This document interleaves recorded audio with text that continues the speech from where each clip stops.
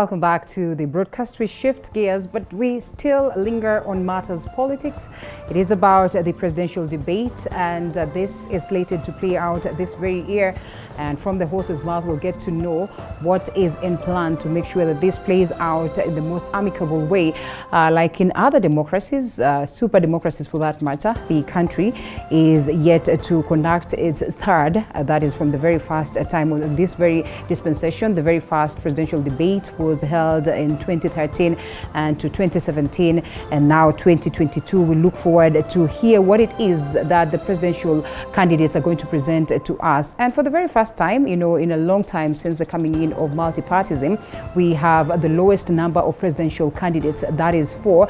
We perhaps need to understand whether this is going to make it easier of breeze and the quality much better.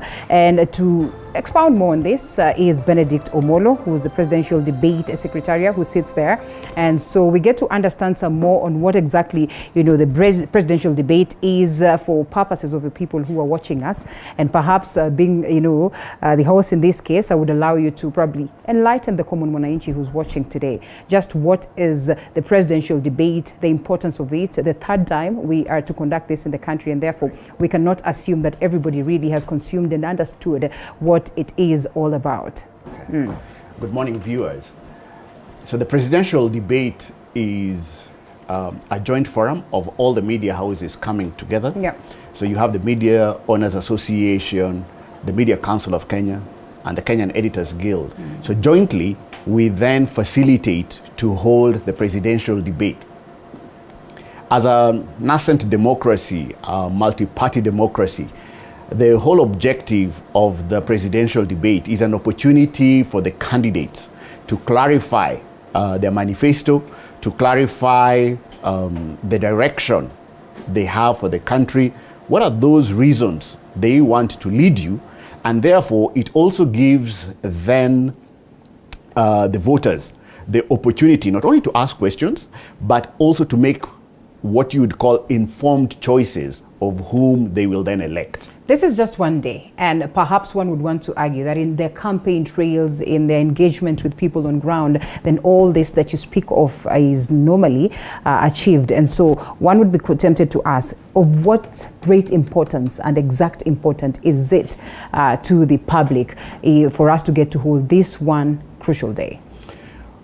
One of the important things is that at the rallies or at the different campaign venues that the candidates go through, they do not get an opportunity where the opponents are put together, and therefore specific types of issues or questions, more or less the same type of questions, are then asked to the candidates to then provide a clarity of what they really believe, what is their approach to a specific thing. So they don't get that common opportunity where they're able to debate and then answer questions. Now you then get the senior editors who then would be able to get the questions, because there's also public participation. The public will be able to send questions. They'll then be able to synthesize what are the critical issues that the country is facing, and therefore that gets posed to the presidential candidates. Now, because they are jointly on the same platform, they're able to articulate with clarity what they intend to do. Right. Again, do remember that at the campaigns, again, sometimes it's not very clear, because there's a lot of noise, there's a lot of rhetoric, there's a lot of points that are put across, and sometimes it's not very clear for you to be able to decipher what is the meaning, intent, and direction of that particular candidate. However, in a debate, then you have that opportunity for clarification, because the moderators can ask back, push back.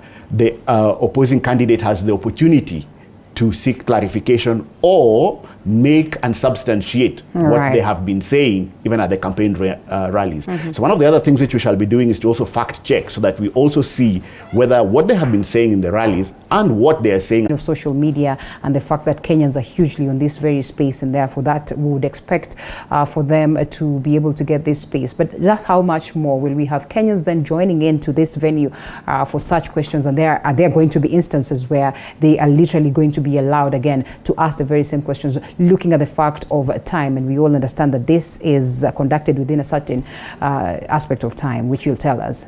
Yes. So what we have done is that we have our website, the Presidential Debates Kenya website. We also have a Twitter handle. and Facebook. So we will then be inviting members of the public to then pose questions specifically. That will allow us time to be able to put them into themes so that we can then have a So this is prior to the actual day. To the actual day. Okay. And then we will also have some invitations. There'll be some members of the public who will be selected who will be in the audience. Okay. And they'll also be given an opportunity to ask questions.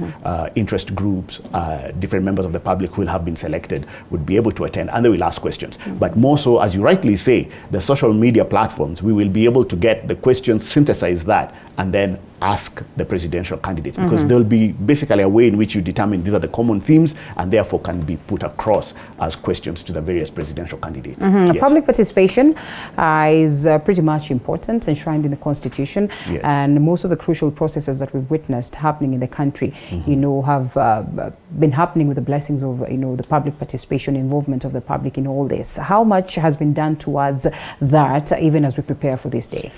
One of the things which we want to do is to ensure that we enshrine or make presidential debates part and parcel of the electoral process. Okay. So this year we intend to have 3. We will be communicating the dates. We will be having a gubernatorial debate for Nairobi, specifically. All right. Then we shall be having one for the running mates, and then we shall be having one for the presidential candidates. Now, what we hope is to ensure that Kenyans would then see this as part and parcel of the process, okay?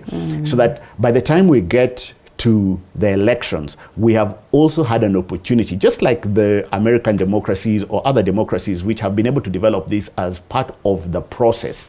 And therefore, the members of the public have that opportunity to come through, ask their questions, or structure their questions so that then that would be put across to the presidential candidates, to the running mates, and the gubernatorial candidates. In that way, what we hope to have is a situation where the elected leaders realize that indeed they're accountable to the people. So that is what you really want to achieve. That if you're going to make a promise, you are accountable to the people. People can hold you accountable. They can ask you about what you have said. The other thing is to also extract who they are, really, and consistency of their messaging, consistency of what they communicate, consistency of their promises, and do those get done, or are these just rhetorics? So that should be a platform where then the public, by sending their questions, would be able to not only watch, engage, but be able to really evaluate and make an informed choice of whom they really want to be their leaders. Well, I started by saying that this is what we say, across different democracies. And the third one in the country, 2013, 2017, and now this one.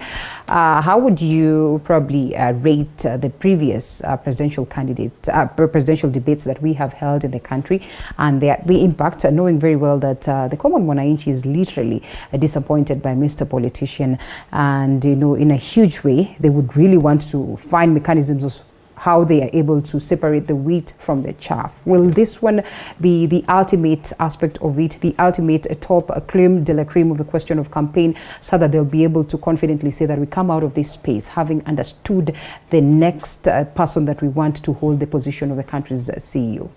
We hope that that would be the case. So we have the 2013 had 8 candidates. That was quite a bit large. For you to have within 2 hours an engaging conversation between the candidates.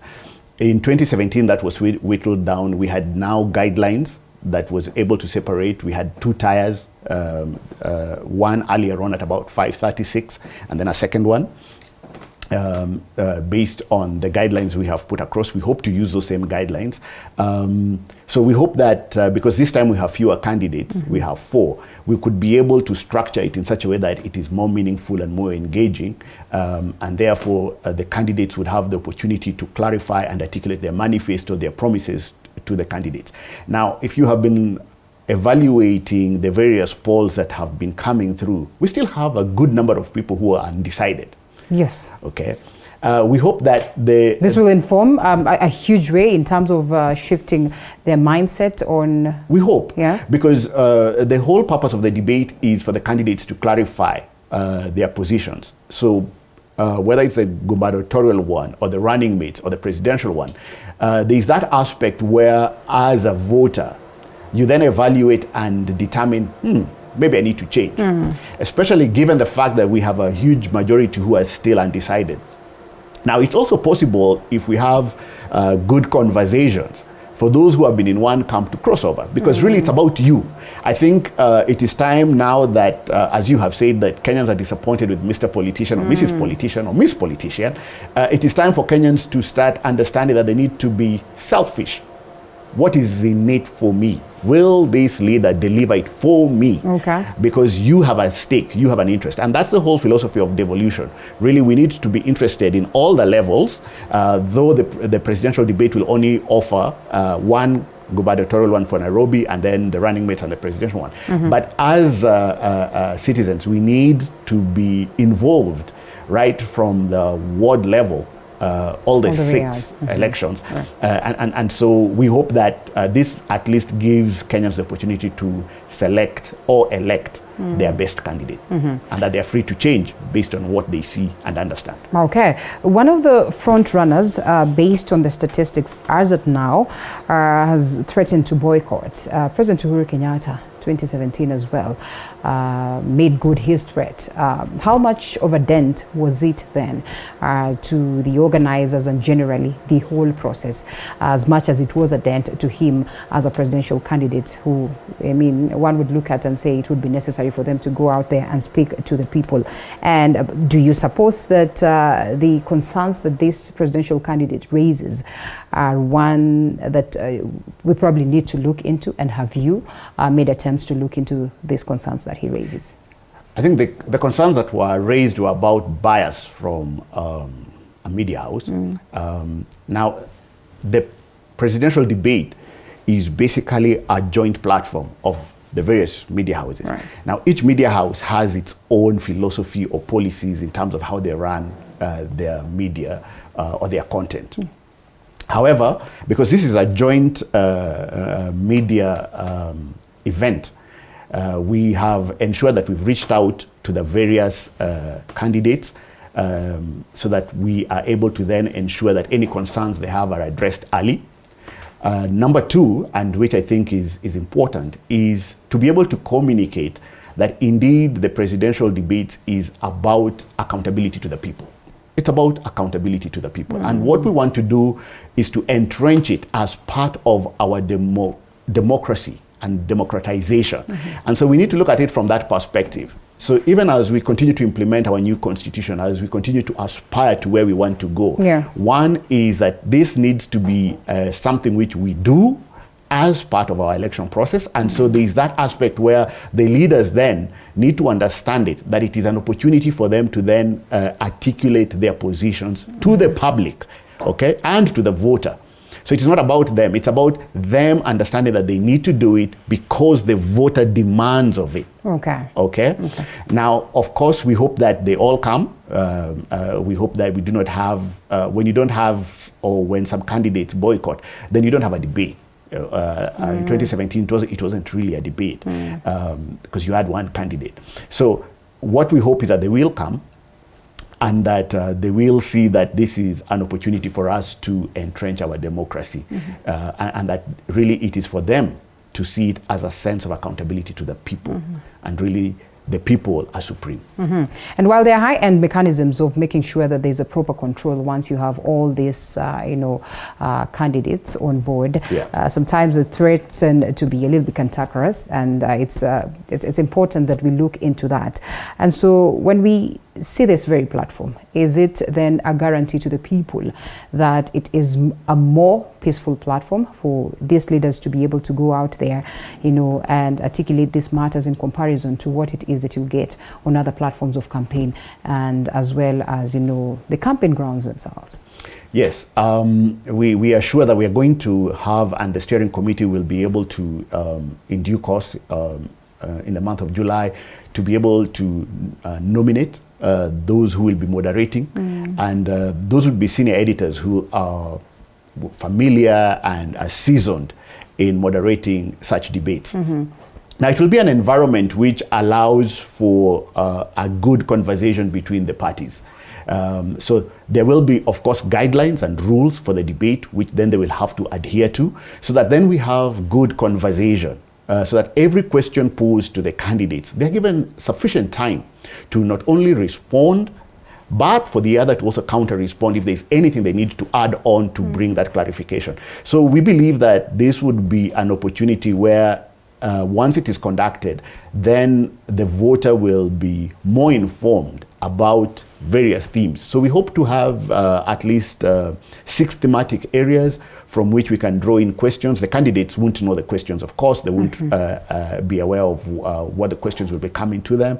And so they won't be having it in advance. And so it will be where they then need to be able to articulate and communicate their beliefs, their philosophies, their manifestos, and really try to bring how that applies, how it is relevant to the Kenyan, and how that will make it better for us as citizens. Allow us to go back a bit. In the event that the Deputy President, William Ruto, then does not show up for the debate, will it not so much so render the whole process a little bit, I don't want to say, I don't want to use the word useless, but then again, one would want to get worried because you see, first time President Uhuru Kenyatta, then him, and this is the very third time that we're getting into this process. Yet we really want to be able to gather the momentum and that credibility that comes along with that.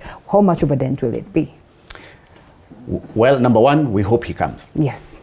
Okay. We all hope that he does. He comes. And I think it is important for us to state that it is important and that the debate becomes part and parcel of our democracy. We had an opportunity to get some feedback from Colombia during the presidential debates, and they shared that one of their top candidates who didn't come for their debate the last time lost the elections. So we want it to be that Kenyans themselves hold these leaders accountable and either ensure that the debate is part and parcel of a platform you use to evaluate the leaders that you want. And so it is our belief, and we will ensure that, and we make that as something which would be important, that all the candidates do come for the debate. So not just the Deputy President, but all the candidates do come for the debate because it is part and parcel of our democracy. That's what we want to entrench. So that come 2027, again, it will not even be a question. It should be that this is part and parcel of the calendar of events for the electoral process. Correct. All right, well, and before we come to the rules of engagement, you speak of it being an activity that involves all the media stations in the country, so to speak. Just how open is the process, and of picking those ones that will moderate, and in as much as we argue that we need to have seasoned politicians and all that, there's been a general question on just how legit the process is in terms of picking those ones that would moderate, and therefore the small media stations have felt like they have been left out in this whole process. How different would that be, or how different do we look to see the future be? Okay, because it's a joint platform of all the media houses, so all the eligible moderators would be evaluated, and therefore the steering committee, the editors would be able to go through and determine. What goes into this process exactly? Yeah, I mean, do basically, we present our names? Yes, yes. Basically, the media houses then nominate who would be an eligible anchor or moderator for it, and then we would be able to go through that and ensure that then there's a fair representation, both gender, experience, and then that would be how we would then be able to nominate and then make it public. So there'll be a transparent and an announcement of the anchors or the moderators for the gubernatorial, running mates, and the presidential debates. All right, did we get answers on when and where? It will be held at the Catholic University. That's where we've held them in the past. The dates will be announced. All right. In due course. So it should be around July there. In July. Okay. Yes. It should be in July. Rules of engagement are pretty much important. Remember, we're talking about question of time and lots of issues that need to be addressed. I mean, we are coming on the backdrop of tough economic times, the question of, corruption, the question of integrity, how well we are able to relate with the global fraternity and all that. And so when we look at all this that need to be addressed, just how quick are we able to manage the time? We'll have about 90 minutes of the debate. Maximum it would be 2 hours, but we are looking towards 90 minutes. So we'll have 6 thematic areas, each about 15 minutes. And so we believe that again, this is where the moderator would have to ensure that how you put the questions and the time allocation. Most of the debates have time, they're time sensitive, so you have a few minutes to answer your question, either 1 or 2 minutes. And so that's how we have got to structure it. So at the end, there's continuity, and the 90 minutes are used to ensure that you exhaust all the questions. Yes. All right. And you know, we are selfish in nature, and therefore every Kenyan who participates in this would probably want their matters addressed. So how do you look to make sure that there's probably going to be a proper set on some of the questions and some of the issues that will be raised, such that at least, you know, a majority will feel like, yes, their concerns have been raised and that their preferred presidential candidate then has addressed this matter in the best way they know how? So in the next few days, we will be able to let them know our social media handles, our website, and we'll have all that open up. Then the members of the public would be able to send their questions, which we will then synthesize so that we then can frame them into the thematic areas. Of course, once the questions come through, we will analyze those to be able to then see what are the real issues and concerns that people want addressed. And those will be then handed over to the various editors to then work through how they will then frame those questions. We hope, of course, some of the questions may not come as directly as you had asked, but we hope that the theme or the concern will be picked and will be part of the questions that the presidential candidates will answer. Of course, if you live in Kenya, we know that one of the critical issues has been the economic issue, the cost of living.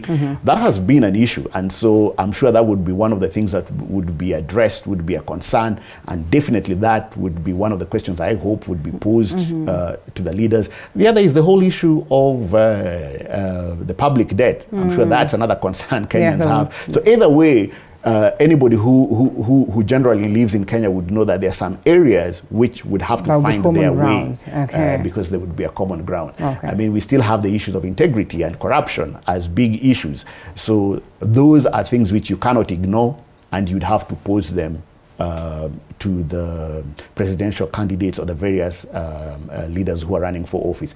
Of course, the editors will have the leeway and the moderators to be able to frame them in the most appropriate way for the debate. All right, take home as we look forward to this day.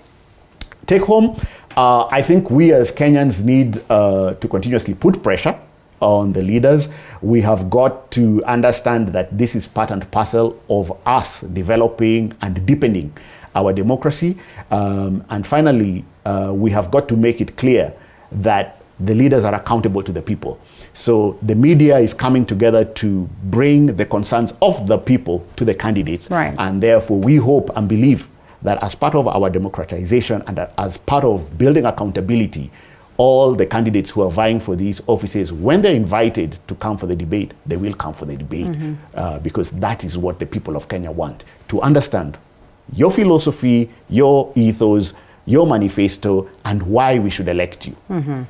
All right, look out for those social media platforms and be part of this conversation, because it's crucial. We say long gone are those days where you would sit pretty and wait for people to go through documents on your behalf, for people to listen to manifestos on your behalf. It is important, it is pertinent that you are involved. That way, you'd be able to go out there, cast that vote with the knowledge of the kind of leadership that you want to take the next dispensation. Thank you so much, Benedict Omollo, for speaking to us. We close it at that, not in totality. In a bit, the Baraza.